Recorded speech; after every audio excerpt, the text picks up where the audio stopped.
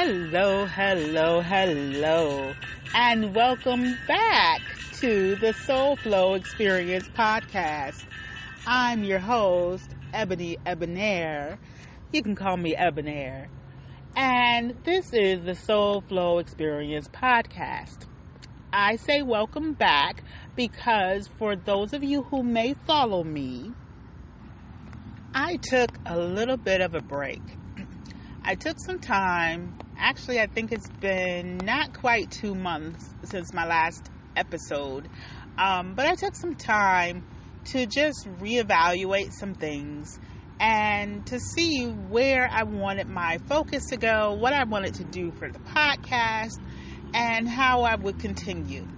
So I am back, and I just would like to explain, first of all, if you're new to the Soul Flow Experience, welcome. We're here to encourage, to empower, to provide hope, to help you further enhance emotional resilience skills, particularly with life with autism. I have a 21-year-old who has autism and other diagnoses, and he still lives with me. He's very independent in many ways, but in other ways, he still needs me. And so I am just here to share encouragement with you through some of my experiences and to help you to know that you are not alone. So, before I begin for today's episode, I also would like you to know that most of the episodes we do are less than 15 minutes. I'm not the typical podcast where they're 45 minutes long and there's different people interviewed every week and different expert opinions. That's not how this podcast is designed. And the reason for that is because I understand all too well that being an autism mom is a very busy and demanding role. And so I know, for one, me personally, I don't have 45 minutes to sit and listen to all the wonderful podcasts out there. But I just don't have that kind of time, not concurrently, not even in my car to drive and listen. That's not the case for me. So I'm here for just quick words of encouragement and sharing my experiences so that you can get to know me a little bit more. Those of you who may be familiar with me, I am an autism mom.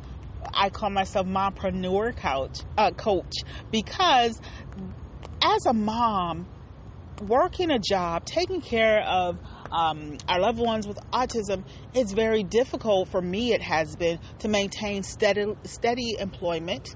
And so I am a mompreneur coach to help autism moms learn the ins and outs of what is it within you, connect to that gift, that passion, that drive, that way that you can help one other person or the way that you can impact the world. What is that thing? I'm here to help you connect with that and to build those emotional resilience skills to keep on keeping on. So with that out of the way, I'd like to jump into today's episode, and I'd like to talk about fear. And so I'm sitting here at one of my favorite lakes in the Orlando area, and I love being in nature and just seeing what emerges from the waters, the various birds and fish that come to the surface, and the different patterns of the water as it sways to and fro. I just love being in nature. This particular lake that I'm at today, hopefully the background noise won't be too disruptive. It's actually a brick paved street right behind me, but it's a nice huge lake in front of me. And I really like this lake. But anyhow, I like being in nature, just taking that time to reflect and to think and to just let the cares of every day just kind of flow off of me and out of me and just kind of refresh. And so today I'm sitting here thinking about a personal situation that I'm dealing with, and sitting in here thinking about how I feel about this situation that I'm experiencing. And what came up a little bit was fear. And so, me being the wordy wordsmith that I am, I went and pulled up my definitions because I love textbook definitions and to get, the true meanings of words. And I'm not going to bore you with the exact verbatim definition, but I do want to just let you know about fear and what I came to know today in sitting by the lake. So I'm not necessarily fearful in the true definition of fear. For those of you who don't know my story, I moved to Florida about 3 years ago now. And the reason for that, we moved down south, for the warmer weather. There's, some medical concerns and it's easier to function and operate in warm weather, warm climates, rather than several feet of snow. So anyhow, we moved down south to the Carolinas, and I love the Carolinas. We were in both North and South Carolina for a while, and I loved the trees and the fresh air, but it just didn't work out for us, and we found ourselves, not really having a place to stay. And so we said, well, if perchance we have to live in our car, we need to be somewhere that's a little bit more warmer climate. So we journeyed down to Florida, and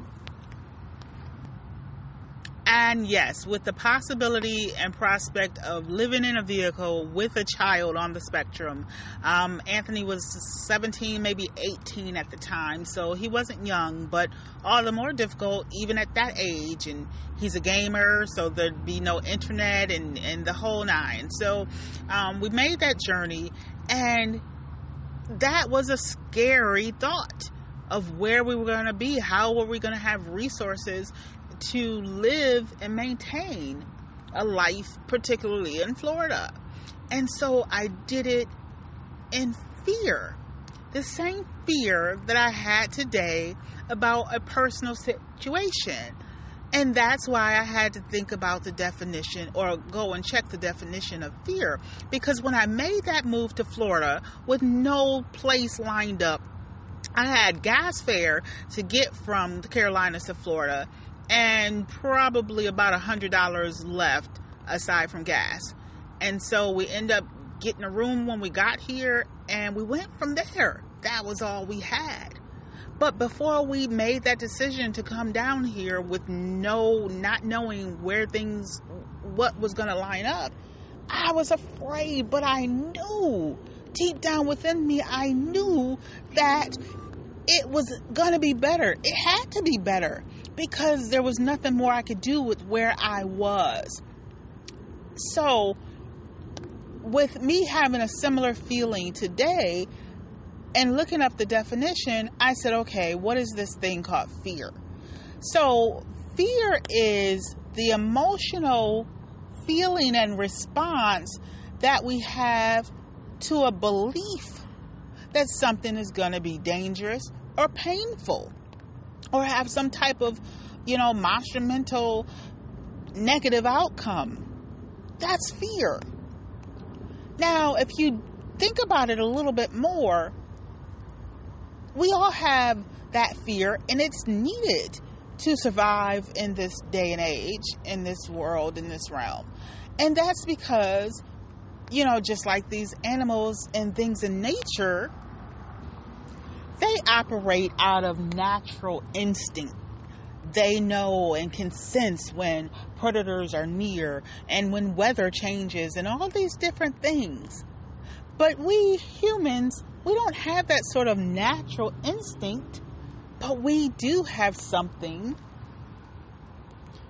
called intuition or the spirit of discernment.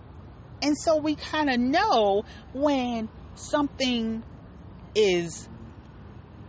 doesn't feel right, and it's just, you get that feeling that just something isn't right about this thing or this decision or this environment.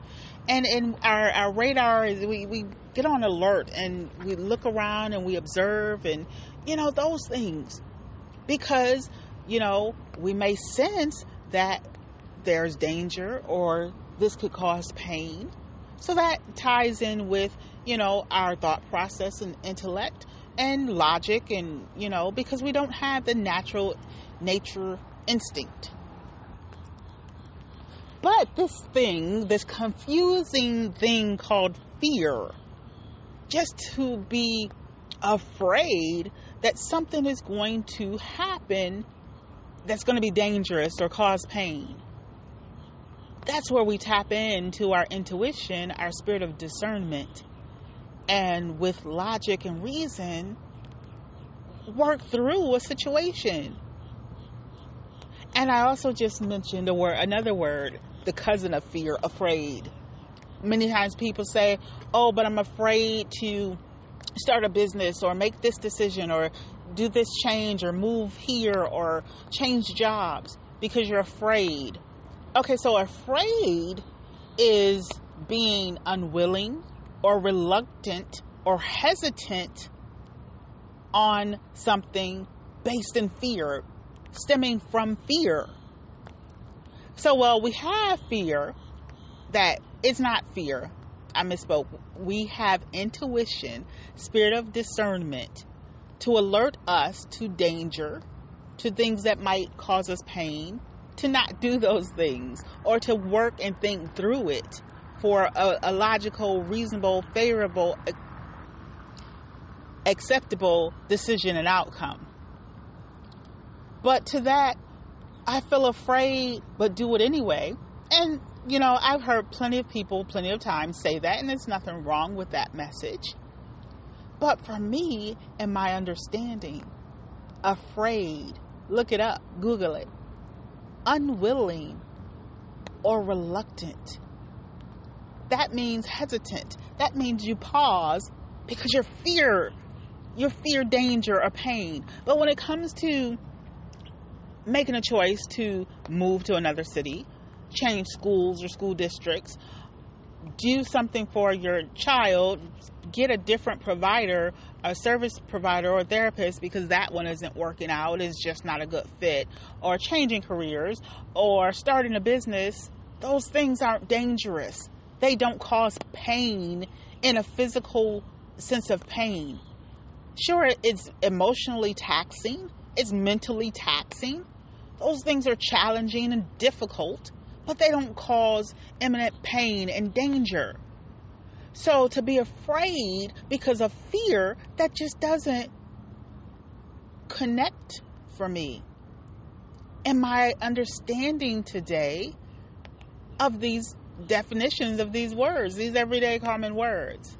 So what I receive from this is that many times, and I can raise my hand and talk about myself, I've been afraid to do things based in fear. I've been unwilling. I've been reluctant. I've been hesitant in many ways. That's interesting. So I challenge you to think about the way that you look at your situations. Are you really in fear over challenging situations? Oh, I shared with you my story briefly about being homeless, not knowing where we were going to live. And we, in fact, did live in our car for about 3 weeks with my son, who has autism and other diagnoses. And he stands 6'3" and well over 350 pounds. And we lived in our car for 3 weeks. And with his service dog, and with him being a heavy gamer, video games, with no internet, no cable, preparing meals, no cooking facilities. So you would think I would have every right to have fear, but that was not danger, not true danger, not pain. Being homeless, we were in a car. We were parked at Walmart parking lot, 24 hours at the time before COVID. So it was a well-lit parking lot. People were around.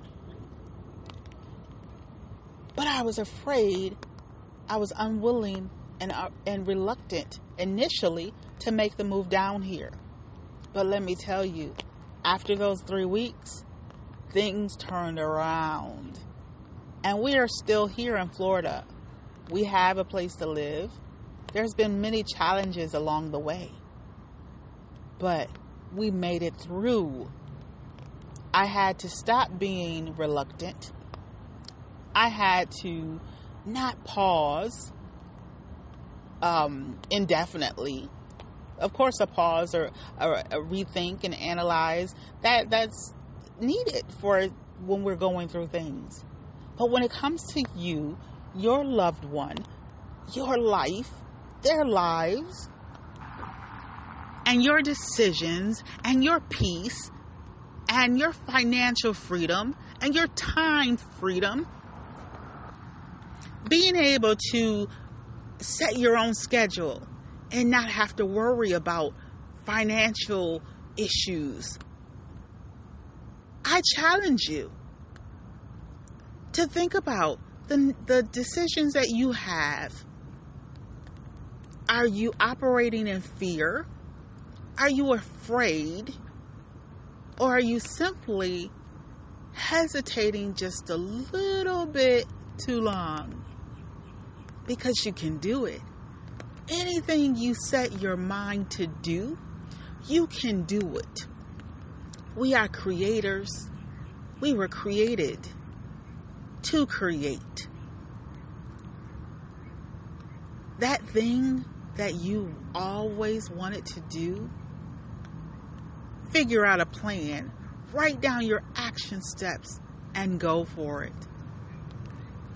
I am here for you. Reach out to me. Please visit me on my website at ebonydavismartin.page. That's ebonydavismartin.page. And the information will be in the description. Reach out to me. I'm here for you. You are worthy and you are worth it. Namaste. The divine in me sees the divine in you.